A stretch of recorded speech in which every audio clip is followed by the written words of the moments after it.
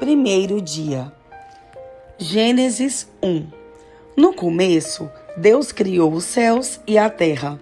A terra era um vazio, sem nenhum ser vivente, e estava coberta por um mar profundo. A escuridão cobria o mar e o Espírito de Deus se movia por cima da água. Então Deus disse: que haja luz. E a luz começou a existir. Deus viu que a luz era boa e a separou da escuridão. Deus pôs à luz o nome de dia e na escuridão pôs o nome de noite. A noite passou e veio a manhã. Esse foi o primeiro dia.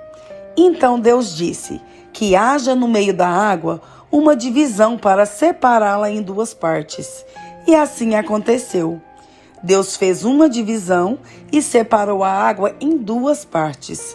Uma parte ficou do lado de baixo da divisão e a outra parte ficou do lado de cima.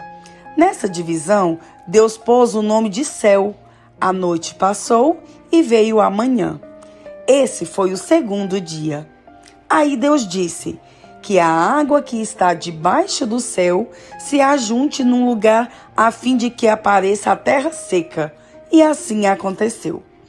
Deus pôs na parte seca o nome de terra, e nas águas que se haviam ajuntado, ele pôs o nome de mares. E Deus viu que o que havia feito era bom. Em seguida, ele disse: que a terra produza todo tipo de vegetais, isto é, plantas que deem sementes e árvores que deem frutas. E assim aconteceu. A terra produziu todo tipo de vegetais, plantas que dão sementes e árvores que dão frutas. E Deus viu que o que havia feito era bom. A noite passou e veio a manhã. Esse foi o terceiro dia. Então Deus disse: que haja luzes no céu para separarem o dia da noite e para marcarem os dias, os anos e as estações. Essas luzes brilharão no céu para iluminar a terra. E assim aconteceu. Deus fez as duas grandes luzes, a maior para governar o dia e a menor para governar a noite. E fez também as estrelas. Deus pôs essas luzes no céu para iluminarem a terra, para governarem o dia e a noite, e para separarem a luz da escuridão. E Deus viu que o que havia feito era bom. A noite passou e veio a manhã. Esse foi o quarto dia. Depois Deus disse: que as águas fiquem cheias de todo tipo de seres vivos, e que na terra haja aves que voem no ar. Assim Deus criou os grandes monstros do mar e todas as espécies de seres vivos que em grande quantidade se movem nas águas. E criou também todas as espécies de aves. E Deus viu que havia feito era bom. Ele abençoou os seres vivos do mar e disse: aumentem muito em número e enchem as águas dos mares. E as aves se multipliquem na terra. A noite passou e veio a manhã. Esse foi o quinto dia. Então Deus disse: que a terra produza todo tipo de animais domésticos, selvagens e os que se arrastam pelo chão, cada um de acordo com a sua espécie. E assim aconteceu. Deus fez os animais, cada um de acordo com a sua espécie. Os animais domésticos, os selvagens e os que se arrastam pelo chão. E Deus viu que havia feito era bom. Aí ele disse: agora vamos fazer os seres humanos, que serão como nós, que se parecerão conosco. Eles terão poder sobre os peixes, sobre as aves, sobre os animais domésticos e selvagens, e sobre os animais que se arrastam pelo chão. Assim, Deus criou os seres humanos. Ele os criou parecidos com Deus. Ele os criou homem e mulher e os abençoou dizendo: tenham muitos e muitos filhos. Espalhem-se por toda a terra e dominem. E tenham poder sobre os peixes do mar, sobre as aves que voam no mar e sobre os animais que se arrastam pelo chão. Para vocês se alimentarem, eu lhes dou todas as plantas que produzem sementes e todas as árvores que dão frutas. Mas, para todos os animais selvagens, para as aves e para os animais que se arrastam pelo chão, dou capim e verduras como alimento. E assim aconteceu. E Deus viu que tudo o que havia feito era muito bom. A noite passou e veio a manhã. Este foi o 6º dia. Gênesis 2. Assim terminou a criação do céu e da terra e de tudo o que há neles. No 7º dia, Deus acabou de fazer todas as coisas e descansou de todo o trabalho que havia feito.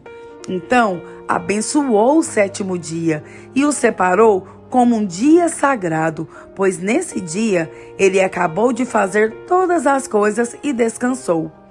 E assim que o céu e a terra foram criados. Não havia brotado nem capim, nem plantas, pois o Senhor ainda não tinha mandado chuvas, e não havia ninguém para cultivar a terra. Mas da terra saía uma corrente de água que regava o chão. Então, do pó da terra, o Senhor formou o ser humano. O Senhor soprou no nariz dele uma respiração de vida, e assim ele se tornou um ser vivo. Depois, o Senhor Deus plantou um jardim na região do Éden, no leste, e ali pôs o ser humano que ele havia formado. O Senhor fez com que ali crescessem árvores lindas de todos os tipos, que davam frutas boas de se comer. No meio do jardim ficava a árvore que dá vida e também a árvore que dá o conhecimento do bem e do mal. No Éden nascia um rio que regava o jardim e que, saindo dali, se dividia, formando 4 rios. O primeiro é o Pison, que rodeia a região de Havilá, onde há ouro. O ouro dessa região é puro e ali também há um perfume raro e pedras preciosas. O segundo rio se chama Gion. Ele dá a volta por toda a região de Cuxi. O terceiro rio é o Tigre, que passa a leste da Assíria. E o 4º rio é o Eufrates. Então o Senhor Deus pôs o homem no jardim do Éden, para cuidar dele e nele fazer plantações.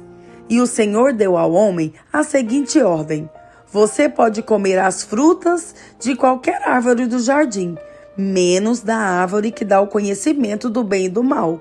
Não coma a fruta dessa árvore, pois no dia em que você a comer, certamente morrerá. Depois o Senhor disse: não é bom que o homem viva sozinho. Vou fazer para ele alguém que o ajude, como se fosse a sua outra metade. Depois que o Senhor Deus formou da terra todos os animais selvagens e todas as aves, ele os levou ao homem para que pusesse nome neles. E eles ficaram com o nome que o homem lhes deu. Ele pôs nomes nas aves e em todos os animais domésticos e selvagens. Mas para Adão não se achava uma ajudadora que fosse como a sua outra metade. Então o Senhor Deus fez com que o homem caísse num sono profundo. Enquanto ele dormia, Deus tirou uma das suas costelas e fechou a carne naquele lugar. Dessa costela, o Senhor formou uma mulher e a levou ao homem. Então o homem disse: agora sim, esta é carne da minha carne e osso dos meus ossos. Ela será chamada de mulher, porque Deus a tirou do homem. É por isso que o Senhor deixa o seu pai e a sua mãe para se unir com a sua mulher, e os dois se tornam uma só pessoa. Tanto o homem como a mulher estavam nus, mas não sentiam vergonha. Romanos 1. Eu, Paulo, servo de Cristo Jesus, escrevo esta carta. Deus me chamou e me separou para ser seu apóstolo, a fim de que eu anuncie a boa notícia do Evangelho de Deus. Há muito tempo, essa boa notícia foi prometida por Deus, por meio dos seus profetas e escrita nas Escrituras Sagradas. Ela fala a respeito do Filho de Deus, o nosso Senhor Jesus Cristo, a qual, como ser humano, foi descendente do rei Davi. E quanto à sua santidade divina, a sua ressurreição provou com grande poder que ele é filho de Deus. Por meio de Cristo, Deus me deu a honra de ser apóstolo no serviço de Cristo, para levar pessoas de todas as nações a crerem em Cristo e a serem obedientes a Ele. Entre essas pessoas estão vocês que moram em Roma, a quem Deus tem chamado para pertencerem a Jesus Cristo. Por isso, eu escrevo a todos vocês que estão em Roma, todos vocês a quem Deus ama e a quem tem chamado para serem o seu próprio povo. Que a graça e a paz de Deus, o nosso Pai, e do Senhor Jesus Cristo estejam com vocês. Em primeiro lugar, por meio de Jesus Cristo, dou graças ao meu Deus por todos vocês, pois no mundo inteiro se ouve falar a respeito da fé que vocês têm. Eu sirvo a Deus com todo o meu coração, anunciando a boa notícia a respeito do seu Filho. Deus é testemunha de que digo a verdade. Ele sabe que eu sempre lembro de vocês e oro por vocês.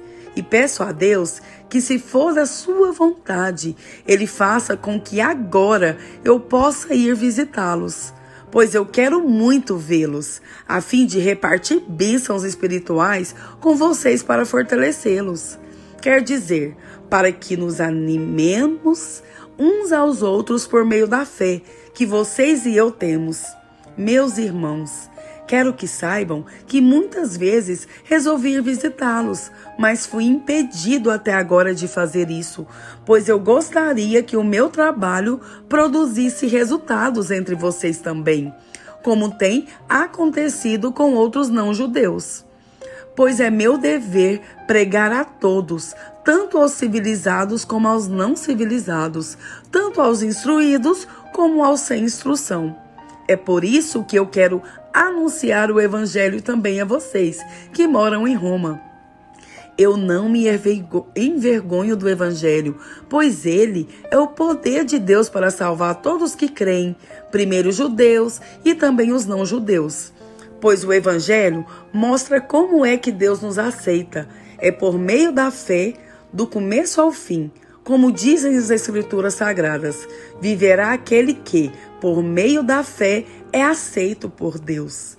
Do céu, Deus revela a sua ira contra todos os pecados e todas as maldades das pessoas que, por meio das suas más ações, não deixam que os outros conheçam a verdade a respeito de Deus. Deus castiga essas pessoas, porque o que se pode conhecer a respeito de Deus está bem claro para elas, pois foi o próprio Deus que lhes mostrou isso. Desde que Deus criou o mundo, as suas qualidades invisíveis, isto é, o seu poder eterno e a natureza divina, têm sido vistas claramente. Os seres humanos podem ver tudo isso nas coisas que Deus tem feito e, portanto, eles não têm desculpa nenhuma. Eles sabem quem é Deus, mas não lhe dão a glória que ele merece e não lhe são agradecidos. Pelo contrário, os seus pensamentos se tornarão tolos e a mente vazia está coberta de escuridão. Eles dizem que são sábios, mas são tolos. Em vez de adorarem ao Deus imortal, adoram ídolos que se parecem com seres humanos, ou com pássaros, ou com animais de 4 patas, ou com animais que se arrastam pelo chão. Por isso, Deus entregou os seres humanos aos desejos do coração deles, para fazerem coisas sujas e para terem relações vergonhosas uns com os outros. Eles trocaram a verdade sobre Deus pela mentira e adoram e servem as coisas que Deus criou, em vez de adorarem e servir o próprio Criador, que também ser louvado para sempre. Deve ser louvado para sempre. Amém. Por causa das coisas que essas pessoas fazem, Deus as entregou às paixões vergonhosas. pois até as mulheres trocam as relações naturais pelas que são contra a natureza. E também os homens deixam as relações naturais com as mulheres e se queimam de paixões uns pelos outros. Homens têm relações vergonhosas uns com os outros e por isso recebem em si mesmo o castigo que merecem por causa dos seus erros. E como não querem saber do verdadeiro conhecimento a respeito de Deus, ele entregou seus seres humanos aos seus maus pensamentos, de modo que eles fazem o que não devem. Estão cheios de todo tipo de perversidade, maldade, ganância, vícios, ciúmes, crimes de morte, brigas, mentiras e malícia. Caluniam e falam mal um dos outros. Têm ódio de Deus e são atrevidos, orgulhosos e vaidosos. Inventam maneiras de fazer o mal, desobedecem aos pais, são imorais, não cumprem a palavra, não têm amor por ninguém e não têm pena dos outros. Eles sabem que o mandamento de Deus diz que aqueles que fazem essas coisas merecem a morte. Mas mesmo assim continuam a fazê-las e, por pior, aprovam os que fazem as mesmas coisas que eles fazem.